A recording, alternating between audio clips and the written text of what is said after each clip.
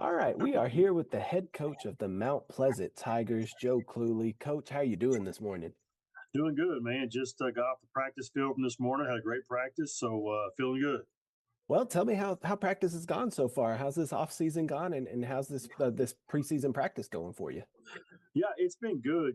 We bring back an older group. We think we have 28 or 29 seniors on the football team. So it's a group that really and truly played a whole bunch of sophomores, and so they've kind of been through the ringer, and you could tell that in off season they understood what the standard was, and always trying to raise that bar a little bit each day, and had a great summer, and have just really kind of rocked and rolled into practice, and it's nice when you have an older group because they understand how to practice, they understand you're not constantly talking about staying off certain guys, or you're talking about, we're not tackling at 7-on-7 or whatever it is.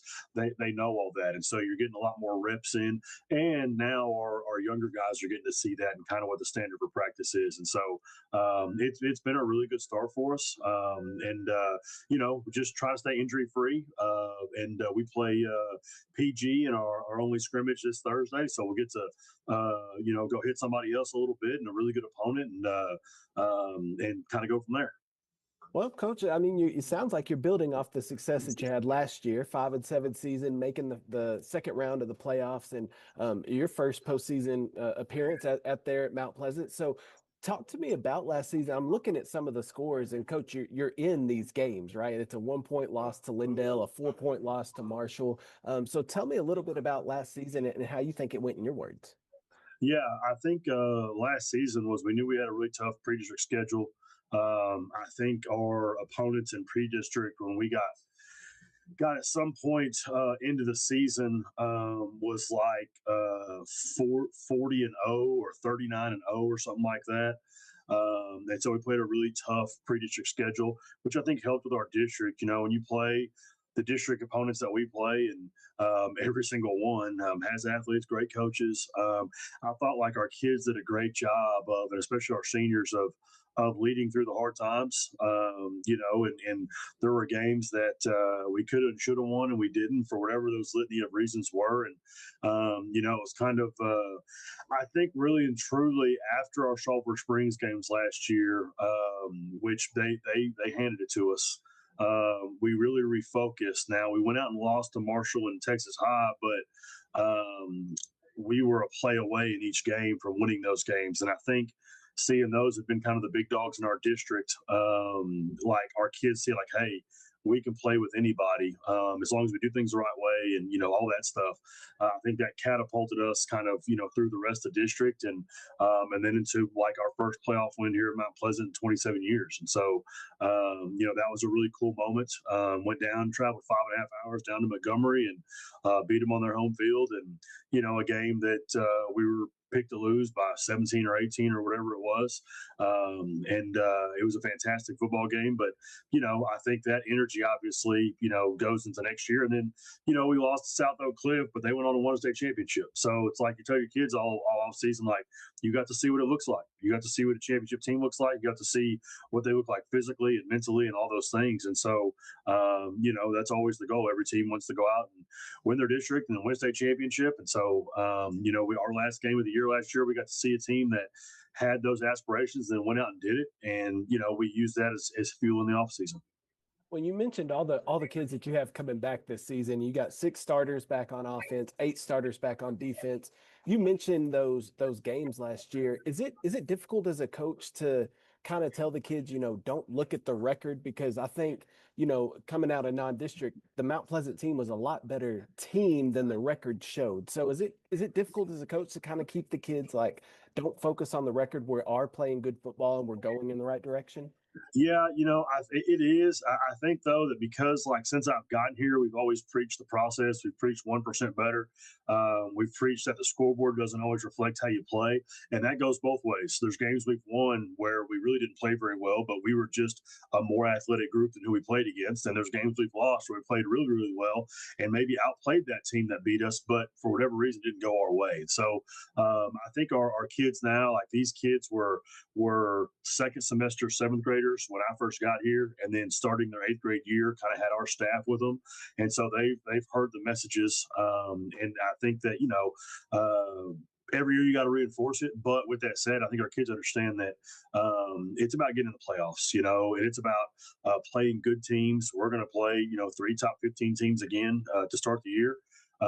It's about getting there and then correcting your mistakes, coming back on Saturday and saying, "Hey, we played well. Here's what we got to do," or "We played bad. Here's what we got to do." But it's about taking that next step, and I think our kids here have done a fantastic job of that. But especially last year, with really setting their focus back each week and not looking at what the record is and understanding that when you lose a game, everybody's got something to say, and when you win a game, everybody's got something to say, and sometimes it's bad, and sometimes it's good, and you just got to block out the noise on either side, and you got to continue forward. And so, I think this group.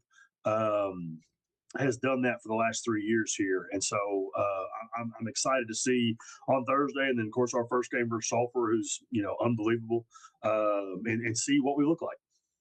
Well, and two, you added, we'll get to the district in a moment, but you took away Jacksonville, but added two more teams into that district. So now you have one less non-district game to get kind of That is prepared correct. for that district. But we'll talk about that in a second. Let's talk about the team this year, and who Yep. you got coming back. Nehemiah Savage back on the defensive line, defensive MVP last year. Lincoln Dyke at the linebacker position. Brandon McCoo, all district linebacker, coming back. Seems like you have a lot of talent coming back on the defensive side of the ball. Offensively, is there a question at the quarterback position? What's the offense and defense going to kind of look like this year for you? Yeah, I'll start on the offensive side. This will be the first year I've had an offensive coordinator 2 years in a row. So you could blame that on me or on something else, but it's just that cohesiveness has been huge for us. We're going to have a young quarterback, but he's not a question mark. We know who he is. His name's Heston Horn. He was our JV quarterback last year as a freshman. A really good baseball player.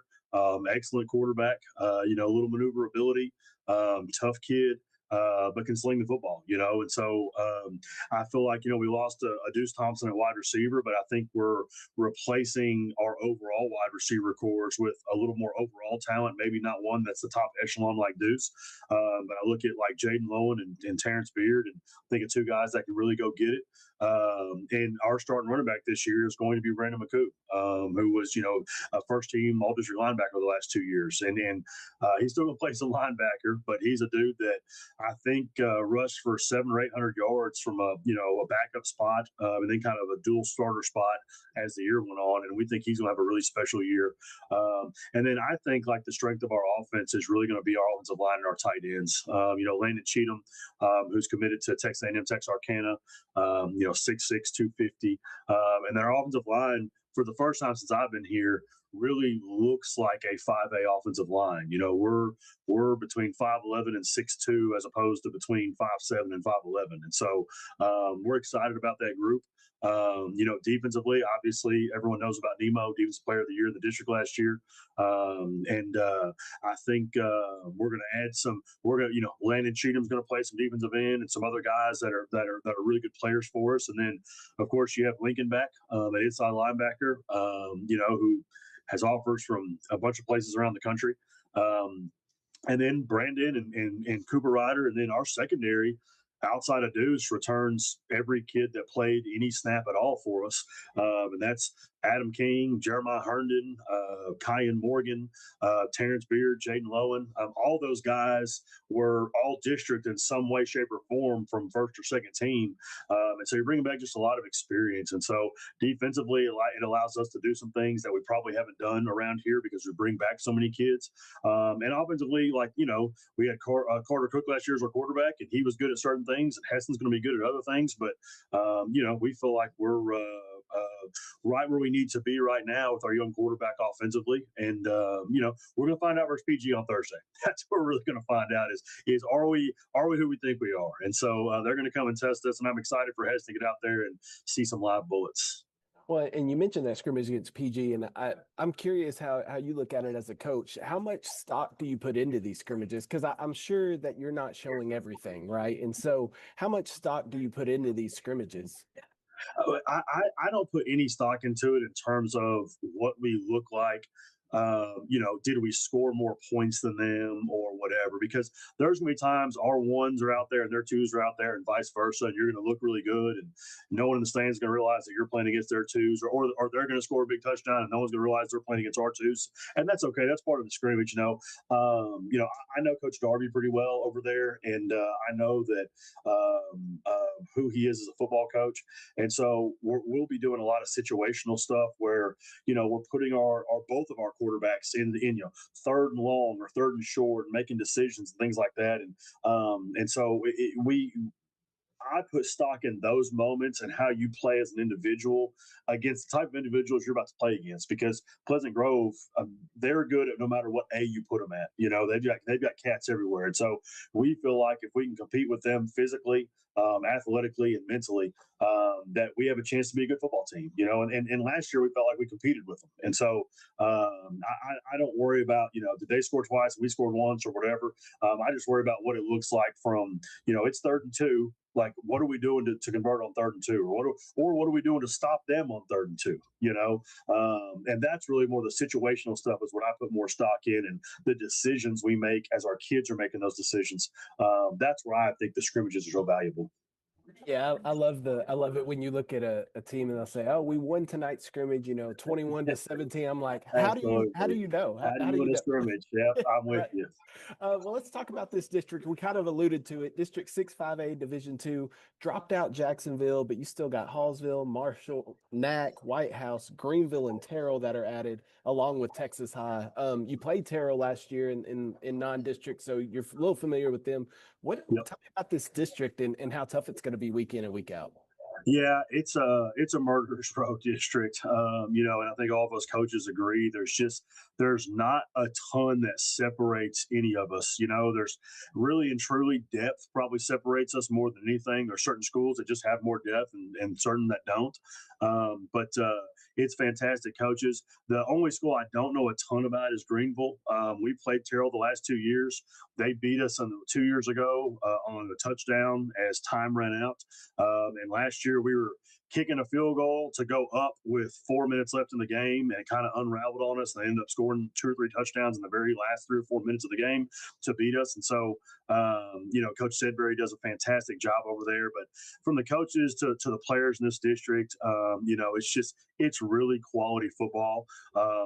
I really wish it was worse football because it would help me out. But it's just you've got really good coaches and really good players. And one of the cool things about our district is it's like our coaches, I feel like, really care about each other. And I remember when Coach Sedbury was coming into this district, he was asking me because we've known each other from the non-district side, and I just told him I was like, man, it's so laid back. Like we really do.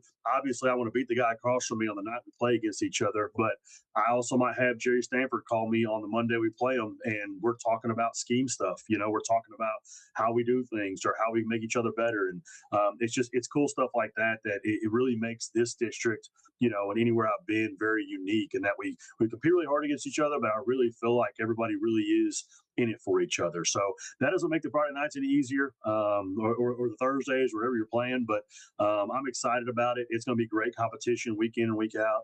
I think really and truly, I know this is coach talk, but anybody can beat anybody, and so it's going to be really fun to see where it shakes out in the end. And you're just hoping you shake out in that top four and you get a chance to go play an extra week in the playoffs.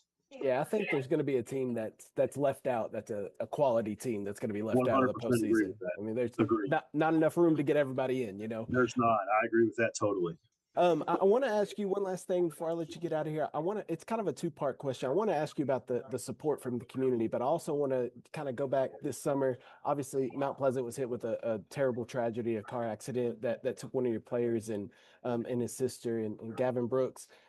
How has the community and the football team kind of handled that situation, and what can you say about the community support? Because I've seen it on Facebook, the community rallying around the family. So just kind of talk a little bit about community support and then how the team is handling the loss of a brother on their team. Yeah, I'm gonna try and talk about it without getting emotional.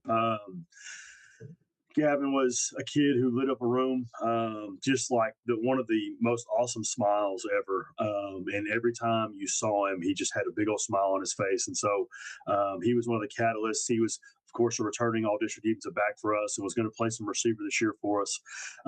It has been so special to see our community and how they have treated him, his family, and his sister, who also passed in that wreck.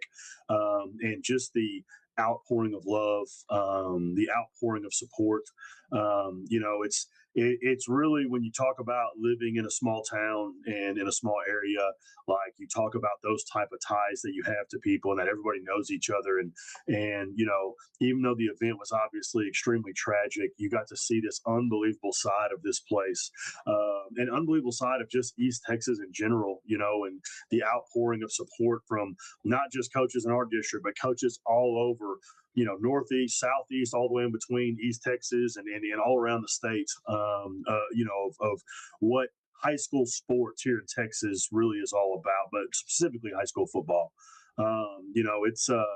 It's been very, very special in that way. It's obviously been very, very tough on several of his teammates.